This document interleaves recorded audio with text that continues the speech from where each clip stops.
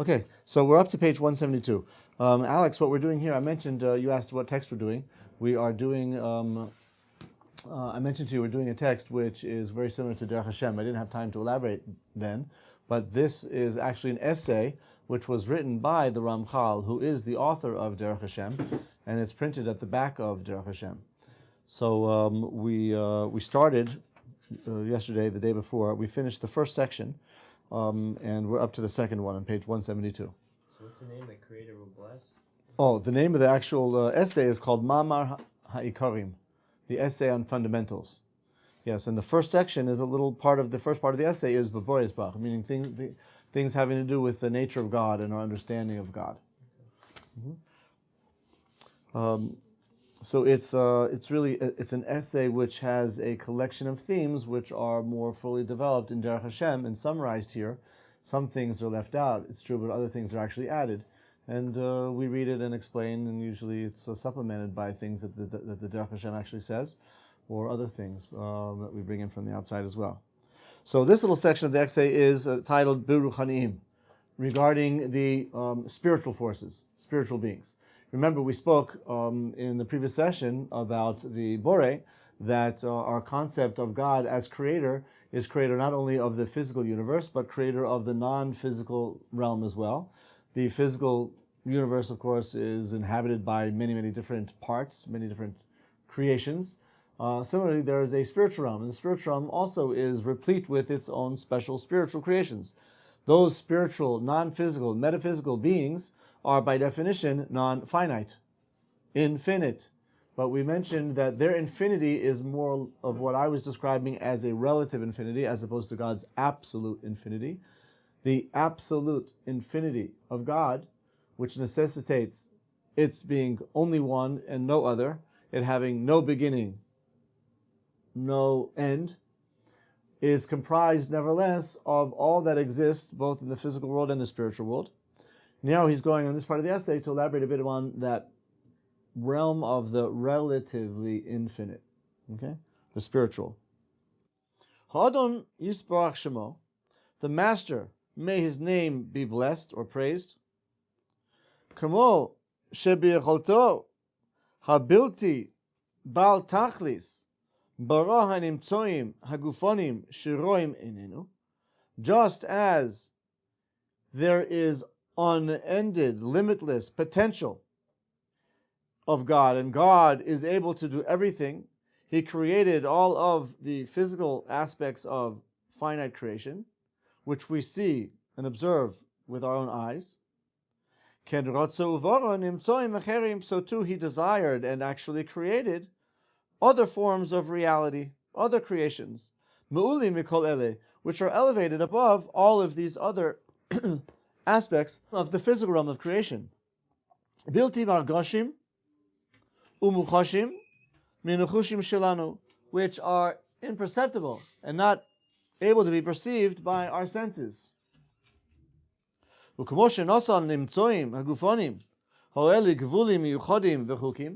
just like God made special limitations and laws that govern the creations in the physical realm, so he also created a different set of laws, which are applicable to these more elevated parts of creation, these beings, creations in the metaphysical plane.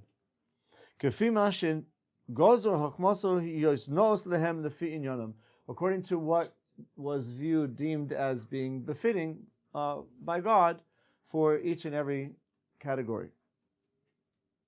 Vumnam, however,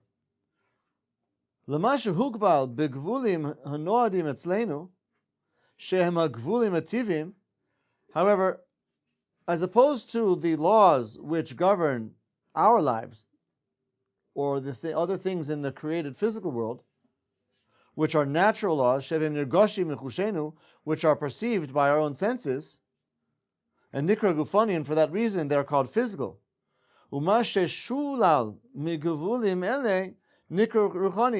But anything which is liberated and independent of these physical forces is called spiritual.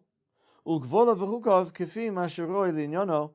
its limitations are going to be, again, as what is fitting according to its particular nature. As explained. So, for example, you have the realm of physical creation. The physical creation has within it objects. Those objects are limited by physical laws like place, space, weight, time, right? They're subject to all types of forces in the physical world, like natural forces of gravity or decay, right? Or rust or rain or weather or whatever the case may be. The whole realm of spiritual plane is above all of that. So that non-physical, metaphysical beings, of course, are going to be independent of any of those things. What are some of those creations? A soul, an angel, a demon, other forces that are involved in regulating the world by kind of pushing the buttons behind the scenes in order to dictate how the natural world should run. But none of these things, a soul without a body, for example, or an angel, or a demon, or a force, whether it be positive or negative, is going to be affected in any way by things like gravity, or weather conditions, or weight, or time, or space, or place. Right? They're totally independent of that. But they have their own laws. Choice. What's that? Choice. They're not. They can't choose. But so you could say that they're not affected by choice, although they could be affected by free will choices of human beings. Yeah. And that's an interesting point, which means that the soul is a being in that realm, but that soul can be placed in the physical realm in a body. A soul can be in the physical realm without a body, and that would be a ghost or an apparition, what we call in Hebrew a ruach, a spirit. It's basically a bodiless soul, right? And there are such things as souls which are bodiless, which wander around the world. That's an unnatural state. We could discuss why that happens and how it happens, but just a minute. But in any case, before that, right? But once a soul is placed in the body, that soul then becomes a link between the physical and the spiritual. So that there's one point of leverage that the physical world has in the spiritual, and that is free will. That's an interesting point. Yeah. So that none of these spiritual beings really have free will. At least not in practice, maybe only in theory, theoretical. But when the soul is placed in a human being, the human being's ability to act upon free will could have an effect on those spiritual realms. But that's not physical. So the laws of nature, like gravity or weather or rust or any of these other things, are not going to affect the soul.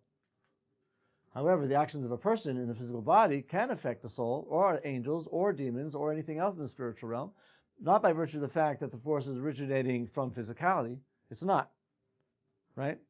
The power of the force is actually coming from within the soul itself. Only it's being acted upon by the body. So the body is a way of pressing the lever of the soul, and that soul has its leverage in the spiritual realm, so that free will really can have an effect on that sphere. But that's not because but that's not because they are kind of bound by physical laws. On the contrary, that's because free will is actually part of the spiritual realm. But it's the human being is that kind of that synapse, where the connection between the physical and the spiritual takes place. Interesting point. V'tzarich shededa, and you need to know, shekmo she'gefonim yesh minim shonim, just like in the physical realm of creations, there are many, many different species. U'kefi yischalef hamin, according to the variety of the species, Ken yischalfu chukim amiyuchodim lo. So there will change and be a variety of laws that affect it. Okay, all of the natural laws will affect giraffes in one way, humans another, stones in one way, right, and metal yet another. Metal rots, right? Rocks don't. I don't know. Certain things float, yeah, and other things don't, right? And all of these things. Ken burchanim, the same thing in the spiritual realm. Yimotzu minim shonim, you'll find many different species. Kulamin asugar chanim, they're in the general class of spiritual beings. But within the class of spiritual beings, you have different types of species. Ubischalef hamin yischalfu hukim asher lehem. And as you change the type of species, you're going to change the type of laws that apply to it. So, for example, the laws that govern a soul are not necessarily the laws that govern a demon, or those that govern or limit a demon are not necessarily going to be applicable to that of an angel. They all operate within the general sphere of the spiritual realm, just like all physical things operate in the sphere of the physical realm. But those laws affect its particular objects differently in different ways. And the same thing in the spiritual realm. But there is one general rule that applies across the boards to all creations in the spiritual realm. She'ein inyano v'lo gvulav musag lanu be'emes kemot shehu. That its true essence, neither its true essence nor its limitations, can be fully and truly understood by us as they really are. But we know a little bit about them and some matters pertaining to them, according to what was revealed to us by the prophets, and the wise, the wise men, the sages of the Talmud, who were privy to this information through the teachings of the Torah, either Torah Shebechtav, or the Torah Shebal Peh, or the Kubalim, the Kabbalists through Kabbalah, or the prophets, right, who were given special vision of these types of things. So basically what he's saying is that unlike the physical realm, which you can actually probe, and you can investigate, and you can arrive all types of, let's say, empirical evidence, through probing. That's because you're talking about a physical world which you can investigate and move and operate within around the physical world. But being spiritual beings, we can't really know the true essence of that realm. We're not there. And we can't know truly what the details of each creation in that realm are, because we're not privy to that. We can't probe it, by and large. What we know about it, therefore, what he's saying is not by some things which we're going to drive empirically. Right? We can't go make an empirical study into souls, interview them, and try and classify and understand and do experiments on them. Neither with demons, neither with angels. By and large, what it is that we know, what it is that Judaism teaches about these things, are things which we receive, therefore, by tradition or by inspiration, but not through investigation. That being said, I think that through Jewish teachings, through Jewish mysticism, a person is given a window into that realm and can actually see or perceive or interact with souls, with angels, good or bad, with demons, with other types of forces. So I'm not quite sure why he's saying we can't really know about these things, unless what he means to say is we can't, as the wording seems to imply, we can't understand what it truly is. We either we're told about it, or certain individuals can use certain types of spiritual tools to probe that realm. But as long as we're in the physical realm, we're anchored in the physical realm, we can't really truly understand the nature of a demon, or of an angel, or of a soul for that matter. V'hine mine asug hazeh shloisha. There are three general categories of creatures in this spiritual realm. O'echad, the first, nikra koichos nivdalim. They're called forces. V'hasheni malachim. The second is angels. V'hashlishi neshamos. These are basically what we've referred to, aside from demons. He doesn't mention demons. But we've spoken about forces, angels, and souls. He's going to elaborate on each type. HaKoichos nivdalim, these forces, which are kind of elevated, not natural forces, but kochos and nivdalim, they're separated forces. They're forces which are separate from the physical world. Hem nimtsoim ruchonim mushlolim migufos. These are spiritual creations which are independent of bodies. Zakim umili meod, they're very pure and very elevated. Vema yoiser kroivim el shchinis barach, they are closer to the Shechina. V'aleim hu sharei tamid, and upon these forces, the divine presence rests always. V'nikroim b'shemos kefi madrigosam, and these forces are subdivided into individual elements, each one according to its name and to its level. He gives examples. Galgolei akise. Galgolei the kisei are like the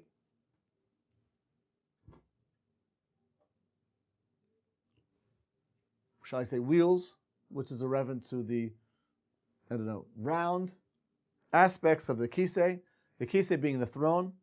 And we've spoken about, well, let's go on a bit further then. Ophanim, or for example, Ophanim, which is another aspect. Sometimes there's certain angels which are called the Ophanim. He's not referring to that here. The Ophanim is a certain other part of this structure which is described as the throne, V'kiyotze, or other things like this. So if you remember when we were doing previous text, we spoke about how the physical world is connected to the unending essence of God, which is Ein Sof, through a hierarchy of a spiritual framework. That spiritual framework has 4 levels, well, really 3. There's Atzilus, Bria, Yetzira, and then the final one to see is the world of creation. But above that, there are 3. Within those framework of upper worlds, you have a structure, the hierarchy of what we refer to as the supernal man, remember? Referring to the Spheros, okay? There's Keser, Chochma, Bina, Das, Chesed, Gevura, right? Tiferes, Netzach, Chod, Yesod, and Tiferes.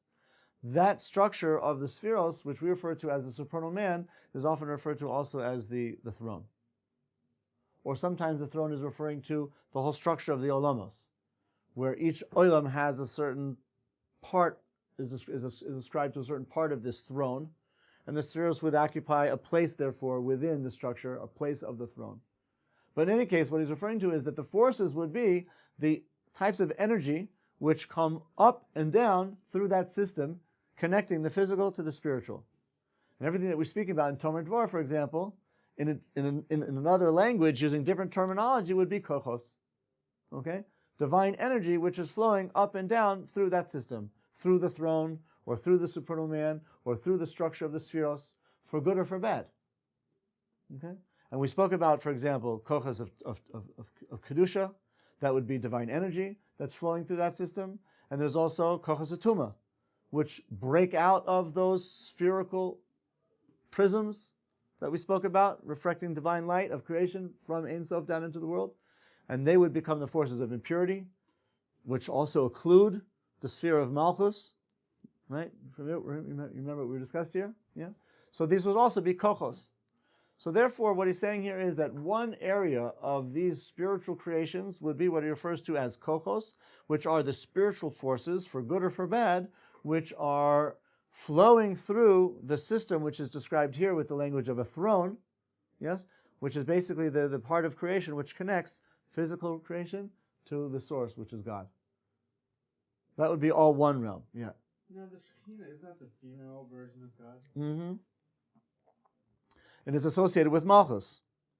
It's associated with Malchus. So what this is saying is that the presence of God, Va'aleim hu shoret tamid, the Shekhinah, the divine presence, right, is resting upon these forces at all times. What's the divine presence? It's basically the expression of the divine from Ein Sof, which is the giver, in Keser, right, the progenitor, all the way down to the final sphere of Malchus, which is the receptacle, the feminine. So all these forces are, within that kind of framework, like we spoke about, of directing divine forces generally from the higher realm down to the lower realm, from the masculine to the feminine, from the progenitor to the receptacle, as she gestates and gives forth creation. Okay? In each realm is the light diluted. Yes. Yes. Yeah. That's part of that's part of tzimtzum, and that's part of tzimtzum that we discussed yesterday and the day before a bit.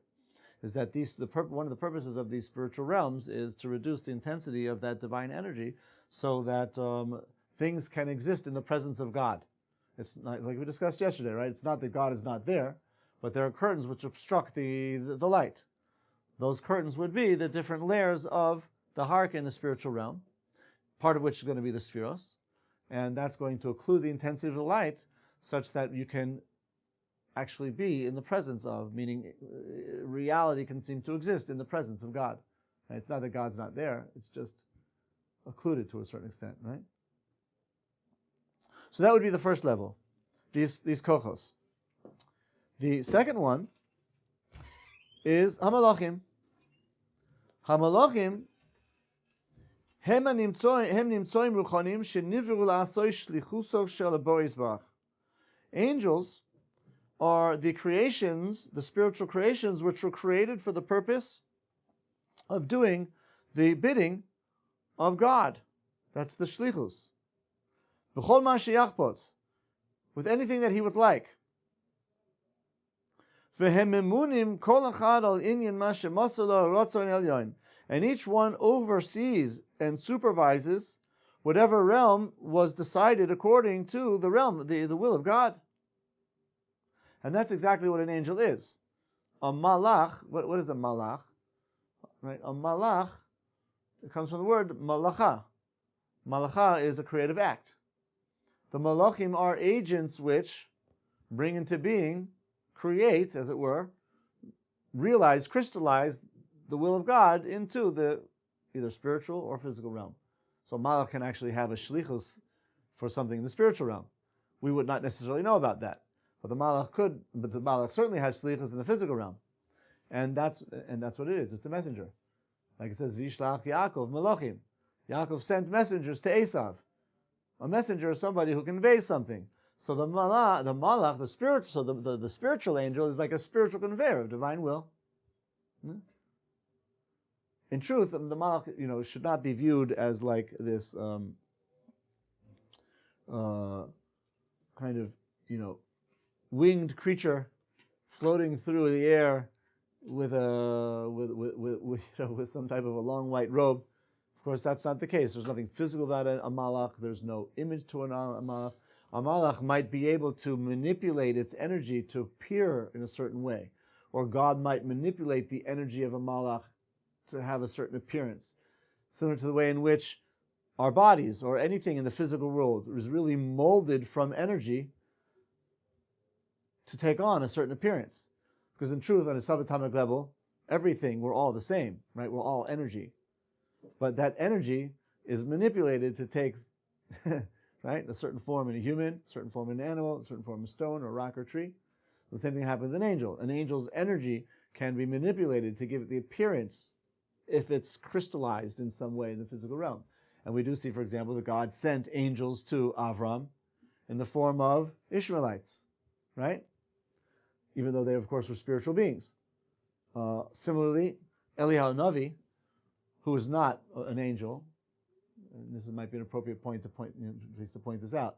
Eliyahu is not an angel, even though he's called a malach habris. He's called the angel of the bris. Why is that? Because he's sent by God, our sources say, to every bris to testify to the fact that the Jewish people are still maintaining the covenant. Because Eliyahu had said at some point to God, the Jewish people have left the covenant. And the Midrash says, God said, you say my people have left the covenant. By your life, you will personally be present at every Brit in order to testify that my people have not denied the covenant. Insofar as he's sent there by God, he's like an angel. Right? But he's not an angel. Of course, he's a soul. Correct? Eliyahu Navi is a human soul, which is in the spiritual realm, something like the existence of an angel, because Eliyahu Navi is one of the few examples where a person died without actually undergoing a natural death. As you're familiar with the story, that Eliyahu was taken into heaven after being enveloped by a divine fire, right? And it consumed him, and he was raised whole into the spiritual realm. From the Nefesh Chaim, the implication is that he was such a tzaddik, he was so righteous that he perfected nefesh, perfected ruach, perfected neshama, meaning he perfected the first three lowest levels of soul. And when he came to perfecting the level of chaya, at that point he could no longer live in this world and be on that spiritual level. After the sin, after the downfall, after the banishing of Adam and Eve from the Garden of Eden, there became a greater distinction between the spiritual and the physical realm, so that you're either here or there. You can't be both places at once. And if a person starts working on the level of Yechida, and certainly, Chaya, and certainly Yechida, right, that work has to be somewhere else. That can't be done here. So as Eliyahu attained that very high level of perfecting that level of soul, which is Chaya, He had to either decide to be here or there, but you can't be both places at once. And what happened was that he was taken up, spiritualized by this fire. His body actually kind of passed on to the spiritual realm rather than dying. Rather than the body pulling the soul down, or upon death, right? The tension between the body and soul is released. Such soul elevates and the body is buried. In these cases, the soul actually pulls the body up with it into the spiritual realm. So that Eliyahu's body became spiritualized. And for that reason, Eliyahu is kind of sent sometimes to do the God's bidding, as an angel is sometimes sent. And it's for this reason Eliyahu sometimes is described in terms of being an angel, but he's not. It's really a human being. It's more than just a human soul. It's actually a human being, which has been kind of enveloped in divine light, but can still crystallize into the physical realm in ways that angels can't. And the Gemara talks in many places about how Navi appears, crystallizes in physical form. But in any case, angels, pure angels, are certainly not as depicted, and sometimes we slip into thinking about them in our imaginations in this way, as a winged childlike figures clothed in white robes, but rather what they are is concentrated pockets of divine will. God wills, and that will is like a divine thought. That thought is full of energy, right? And as that will proliferates and is executed, it is described as being a malach. So God creates and destroys malachim, which means God thinks and intends to do something. That thing is accomplished, and he goes on to something else. So really, in its strict form, a malach is like this pocket of divine will.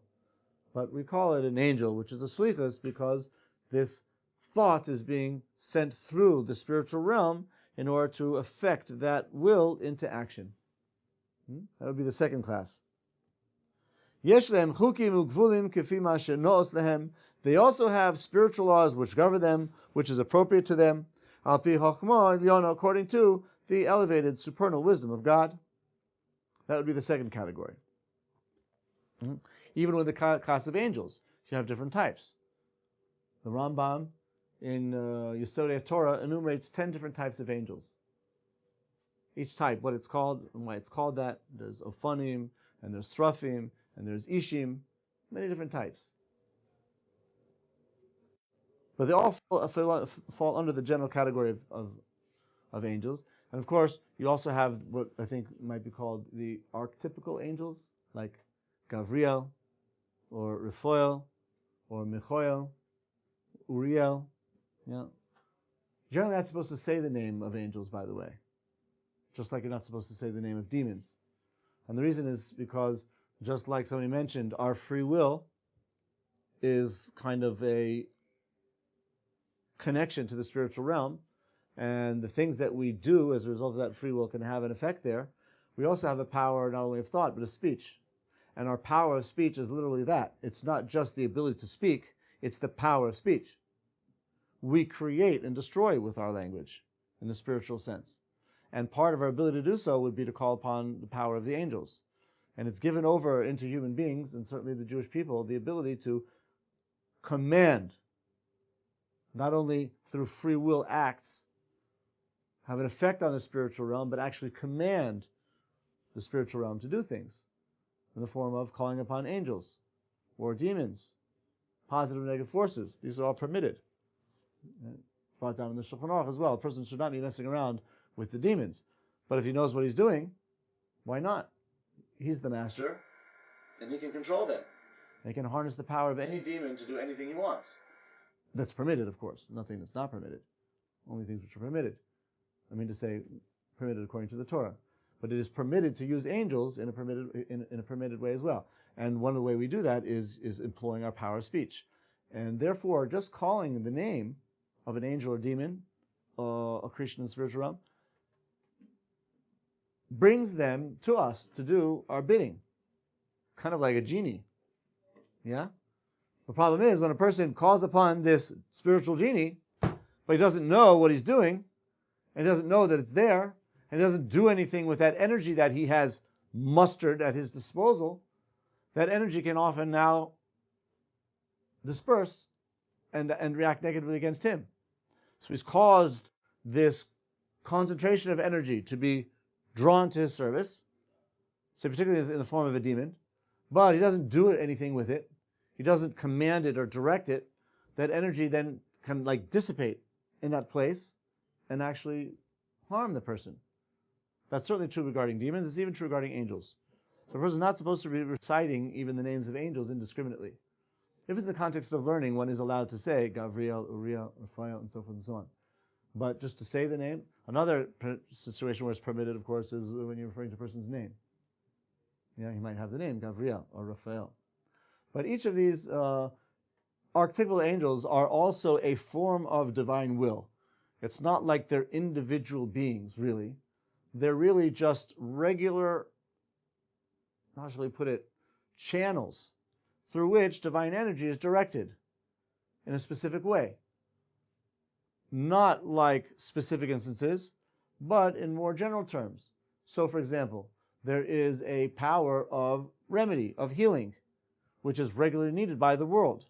Therefore, there is a channel through which that curative power is directed. That's referred to, that channel is Raphael. Okay, we call him or it the angel of health. Yeah, but it's not like, you see the point? It's like there's an angel of health which has an independent existence or makes any decisions on its own. Or really, in a more sophisticated way of thinking about it, it is that regularly established channel for the flow of divine energy in the direction of refuah. Okay? The same thing, for example, regarding Gavriel, coming from the word Gavura, which is strength or judgment. And Gavriel is that regularly established channel through which divine energy is directed and flowed into the world for the purpose of bringing about lo aleinu dinim, Gvura, which is din, judgments. Okay? Same thing regarding, for example, Michael. Michael is described as being the angel of chesed, not like Gvura, but chesed. And it's based on mi, koel, who is like God. It's an open-ended question, right? Establishing a loving, awe-inspired relationship to God. So Michael is like this angel of chesed. So you have Gavriel, you have Michael, you have Raphael, you also have Uriel. Uriel comes from the word ur. Ur means fire or light. So Uriel is the angel of divine light. Right? Tapping into Uriel would be a very electrifying experience. If you don't know what you're doing, you can get burned. And therefore, a person is, we are discouraged from thinking that we can call upon these names or draw upon ourselves the power or their influence and so forth and so on. Tziddikim, people who have learned and have a tradition about how to do these types of things, can do this. Yeah? But this would be some discussion about angels. Hanashamos, that's the third category, correct? Hanashamos, hen nimtsoim ruchanim, these are spiritual beings, meutodim levo begufos, which are designed in the future to be placed into bodies, ulischaber hem, and to connect to them. But the existence of the soul, you see, precedes that of the body. Ulikasher behem kesher gadol, and to be connected to the body with a great connection. And the Gemara actually talks about how there's a chamber in the spiritual realm called Guf. That's the name of the place. It's called Guf. Guf means body. Why is it called Guf? Because just as a person's body is a home for the soul, houses the soul, so there's a repository of souls in the spiritual realm, which is called Guf, because it houses those souls. And those souls are there in this repository until one by one they're sent down into the world for the purpose of joining bodies. Yeah. Now, when you say souls, I thought there's only 600,000 Jewish souls, so Basically, it's a splinter of a collective soul that gets sent down. Mm-hmm. Yeah, you're right. But each splinter or each spark is really described or thought of as one soul.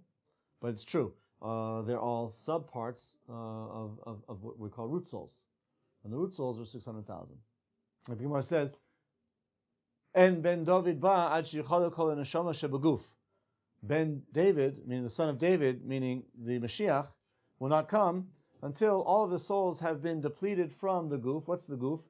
This realm, this repository of souls, implying that there's a finite number of souls. Once all of those souls have been brought down into bodies and have been perfected, then Mashiach can come.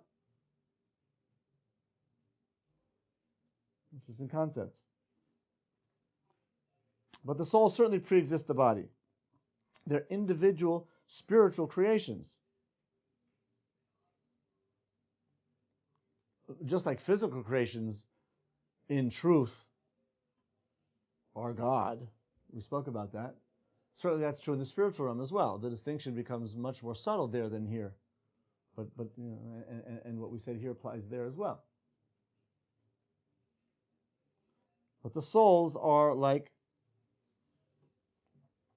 on the continuum of God. For the hem chukim protim kefi inyonim, and therefore to all of these classes, I don't think he's referring only to souls, but maybe he is. Let's see. For the hem chukim protim kefi inyonim kefi metzavim shelahem. Each have their own laws that govern them. Perush, what this means is, kihine mitzavim shoinim nimtzoim leneshamos. There are different scenarios, different situations which apply to the souls. Shar yesh lehem mitzius hutz leguf, because they do have a plane of existence outside the body. Umitzius b'sach leguf, and they have a plane of existence within the body, so that they are affected, therefore, the souls, by different forces at different times. V'mitzius hutz leguf hu mishnei minim. The experience outside of the body takes two forms. Hoechad mitziuson terem hi yosan beguf. The first first applies to the experience of the soul before it was ever in a body. Vasheni, the second, mitzuson chutz leguf achar shekvar yubo. The experience of the soul outside of the body after it had already been there. So you have two conditions for the soul outside of the body: one before the soul ever entered the body, and one regarding the soul after it has departed from the body. Ukefi kol mitzavim ele, according to these different scenarios, ken nigbolim begevulim. So too, therefore, the nature of the forces that affect them and the limitations are going to change accordingly. So I suppose there are certain laws that govern the status of a soul before it was ever placed in a body, and different ones that apply to a soul that hasn't occupied for the body. For example, a soul that has never been placed in the body will not be subject to reincarnation. There's no such thing. Nor will it be subject to Gan Eden or Gehinnom. Right? Because it's never been connected to the body. Only after the soul has been in a body would it then have some relevance to reincarnation or Gan Eden or Gehinnom for that matter. So you see that even though the soul has experiences outside of the body, they may vary. And all is going to be as befitting for the particular state that the soul is in at that time. Once a soul has been placed in a body, I don't suppose it can actually have the same experience as a soul that never entered a body either. Why? Because once that soul enters the body, it's like going through a portal, which is going to now be making that soul move towards perfection, realizing the perfection that it has latently, yeah. Bringing that latent perfection into fruition. So once it goes through that portal, it already sets the soul in a trajectory which is going to be in a place which is much different than it was before it went down to the body.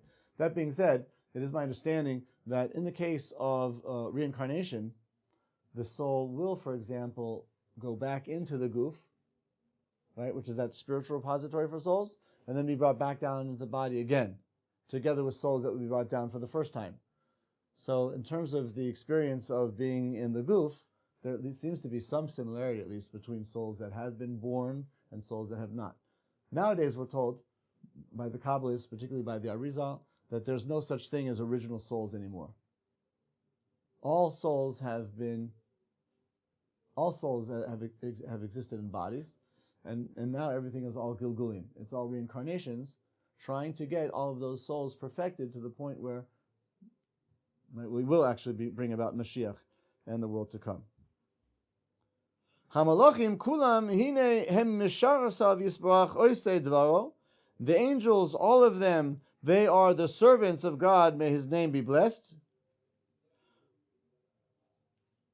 V'kol divrei ha'olam nasim al yedehem, and everything that happens in the world happens through their agency. Ben l'tov, ben l'ra, for good or for bad. Umitzad zeh mischalkim l'shtei kitos. And in this respect, angels themselves also have two types. Kasatov, a kasara. The group which is good and the group which is bad. Pirush, what this means is, hamimonim l'tovos, those which are responsible and supervise things which are good, or things that we perceive as good. Ben atovos hagufonios, whether that benevolence is in the physical form, or ben atovos hanafshos, whether that benevolence is spiritual.